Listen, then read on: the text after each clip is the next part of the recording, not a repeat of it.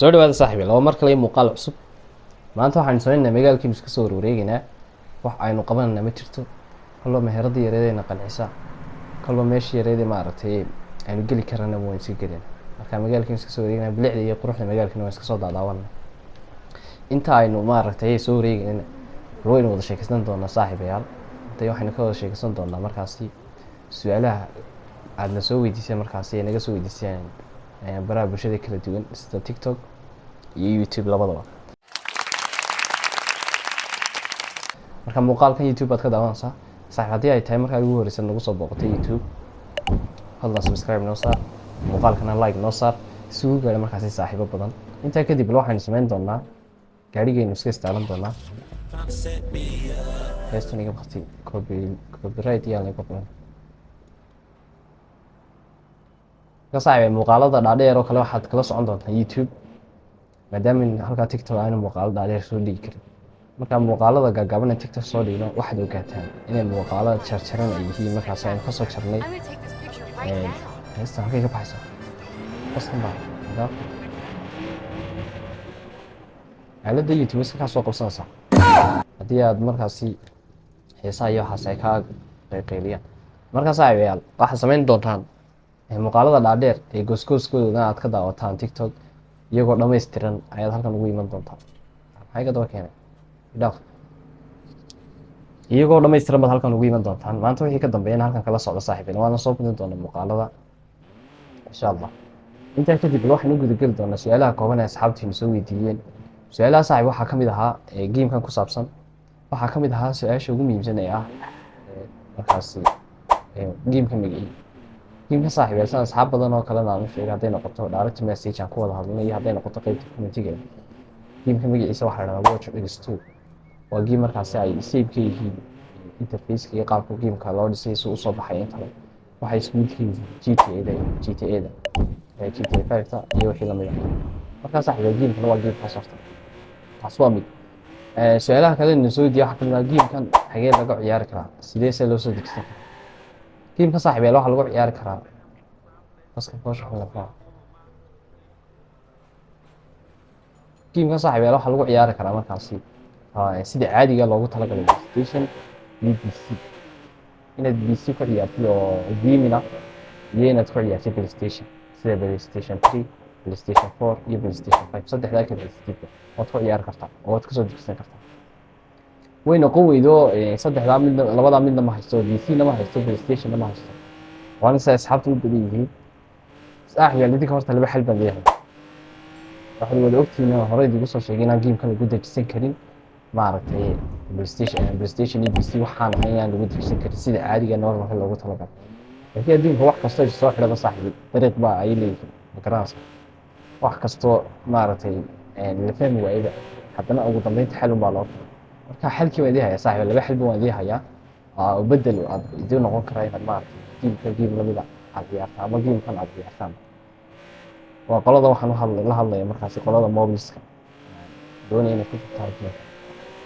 saaxiib xalkan idii haya waxa weeye adun baa markaa labada xalkii ku habboon dooran doona. xalka koowaad aan hayaa waxa weeye qolada mobilska aan u hayaa waa in markaasi ay soo dejisan karaan geem lamida 90% ilaa 95% lamida ama ka badan baa isku geemka magaciisna isla geemka magaciisu baa la dhahaa oo waxa la dhahaa geemkaas Watch Dogs baa la dhahaa. waana geem available oo lagu ciyaari karo mobile. haddaba yaa ku ciyaari kara mobile? waa lagu ciyaari karaa, yaa ku ciyaari kara. shuruuduhu baahay gaariga nooca baqtiya. shuruuduhu saaxiib u baahay waxaa ka mid ah si yar lagu lugeynayo. shuruuduhu saaxiibayaal u baahay waxaa ka mid ah shuruuduhu u baahay markaasi in lagu dejisto kow yani inuu mobilkaagu yahay GB RAM markuu ugu yar yahay waa inuu mobilkaagu yahay GB RAM.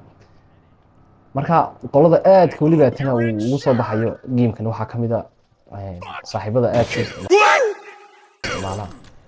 tuugan muxuu gaari ku haystaa warkadaade allah kaala tuugi. marka haddii uu mobilkaagu buuxinayo shuruudda ah inuu 8GB RAM yahay waad kusoo dejisan kartaa geemka. waad kusoo dejisan kartaa waanad ku ciyaari kartaa markaasi si maaragtay dee maaragtay aan is istaag lahayn. Weliba tana HB RAM hadduu mobilkaaga geeyo shuruudda kale wuxuu buuxinaya ah inuu super fast yahay. Marka labada shuruudood bay ku xidhan yihiin inuu super fast yahay, mobilkaaga uu dheereynayo, uu is istaagayo, waxa uu maaragtay ka nabad qabo, iyo inuu markaasi HB yahay ugu yaraan. Hadduu ka badan yahayna waa ka fiican, laakiin marka ugu yartaa waa inuu HB yahay. qaabka loo soo dejisanayo iyo sida markaasi marxaladaha iyo steps kala maraysa aad usoo dejisatid aad ugu ciyaartay gamekaasna iyaga muuqaalkan ay kaga soo sheekeen oo inaga dheereynaya kani. Marka haddii ay jiraan asxaab HB yahay mobilkoodu, sidoo kalena super fast yahay, mobil dheereynayo, iska xajin kara gameka intaa la eg, maadaama gamekan uu ku fadhiyo marka mobilka loo eegayo 26 GB ilaa 27 GB wax ku dhow. marka mobilkaaga hadduu super fast yahay, GB-giisuna badan yahay, RAM-kiisuna 8 uu yahay ama ka badan, hoosta noogu soo qor saaxiib si aan u ogaano markaas asxaabta u baahan muuqaalna aan uga soo samayno. xalka labaad wuxuu khuseeyaa asxaabta markaasi u baahan ama haysta mobilska caadiga. mobilska caadiga waxaan ka wadaa in RAM-kaagu uu ka yaraado, inuu RAM-kaagu ka yaryahay, inuu RAM-kaagu markaa ka yaryahay 8 GB. hadduu 6 GB yahay RAM-kaagu, hadduu 4 GB yahay, halka ku haya saaxiib waxa weeye in markaasi aad soo dejisan kartid game la mida oon ka liidan gameska caanka ee la yaqaano sida GTA, ishaarada waa qarqabay sida GTA, sida gameskan aan ku ciyaaray kale Watch Dogs.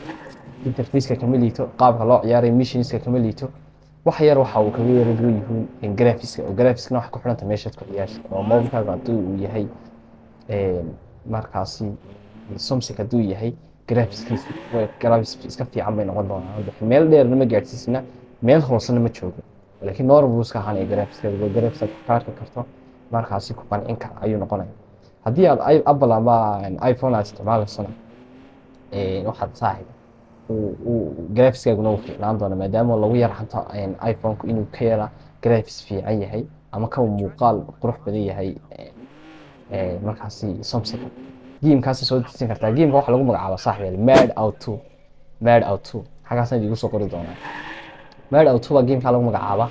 waad arki doontaan, waa game markaasi aan kaaga baahnay horta GB badan kaagama baahna. gamekaasi game GB yar u baahan, sida inuu u baahan yahay GB u dhigma 2 GB markay ugu badan tahay. markay ugu yar tahayna waa 1 GB badan ayuu u dhigma. gameka waxaad ka heli kartaa Play Store-ka, si lamid waxaad ka heli kartaa dad Apple ama iPhone isticmaalsina App Store-ka ka heli kartaa. labada dhinac baad ka soo dejisan kartaa. Mad Out 2 baad ku qoraysaa, kadibna get ama install baad oran doontaa. haddii aad u baahato markaa hagid dheeraada ama maaragtay gameka inaan soo bandhigo, oo qoladan waxaan la hadlayaa xalkan dambe aan u sheegaya gameka inaan soo bandhigo qaabka loo soo dejisanayo iyo markaasi qaabku u ekaanayaan aan soo tijaabiyo, mobilka soo tijaabiyana muuqaal haddii looga baahdana waad ii soo sheegi doontaa saaxiib. qaybta hoose kuna kala doona lacala haddaad badataan oo kale waan ka soo samayn doonaa. marka labada xal baa idii hayaa. xalka koowaad wuxuu khuseeyaa waa qolada HB RAM uu yahay mobilkooda ama ka badan, super fastna uu yahay, iyagoo soo dejin karaan gamekan game la mid meelaha la maray dariiqadana hadday u baahdaan way ii soo sheegi doonaan si aan markaas iyagana muuqaal aan uga soo sameeyo. qoladiina labaad idinku waxaad u baahan tihiin keliya inaan idiin sheego, waana idiin sheega Mad Out 2 baa la dhahdaa, 4 GB RAM iyo 6 GB RAM. qoladiina ah waa soo dejisan kartaa gamekaas. gaadhigiina waa kaaga jabay. marka saa ula socda saaxiibaya labada optionba hagid dheeraad iyo waxaan aad u baahataa qaybta hoose comment-ga way inoo furan tahay. waan eegi doonaa asxaabta say ugu soo falceliyaan iyo markaasi waxa kale u baahdaan. qaybta hoose comment-ga waan eegi doonaa. idiguna halkaa kusoo qora waxaad kale u baahan tihiin. haddii aad doonaysaan muuqaalo kale inaan soo sameyno, sida games kale inaan soo ciyaarno, sida FIFA-da u dambeysay ama FC-da u dambeysay, EFC-da u dambeysay 26, waan soo ciyaari karnaa saaxiib. waa lacala haddaad u baahan tihiin waad noo soo sheegi doontaa. sidoo kale haddii aad games kale u baahan tihiin sida GTA-da inaan soo ciyaarno, GTA 5 iyo geemam kaloo markaasi horor ama khaaqana waan soo ciyaari karnaa saaxiib. dabcan waan soo ciyaari karnaa Call of Duty hataa haddaad u baahan tihiin. muuqaalka ugu horeeyaan soo dhigay baa laga yaabaa inuu Call of Duty haddaan daawana qaybta hoose ka heli kartaa. mar habal gameska aad u baahan tihiin qolooyinkiina dhexdhexaad kaysa ka daawanayo, gameska aad u baahan tihiinna waad noo soo sheegi doontaa qaybta hoose. haddii aad macluumaad dheeraad u baahan tihiin waad nala soo wadaagi kartaa. intaasaan kusoo kobaya saaxiib muuqaalka. fadlan haddaad weli subscribe saarin ama like baanan saarin muuqaalka, iska hubi saaxiib inaad marka labaad aad saartay markaasi subscribe ama like haddii aad horna loo joogteen aad baad mahadsan tahay haddii aad nagu soo birteen soo dhawo saaxiib gacmo fulan ka soo dhawo muuqaalada kalena halkan baad kala socon doontaa saaxiib aad baad u mahadsan tihiin maca salaama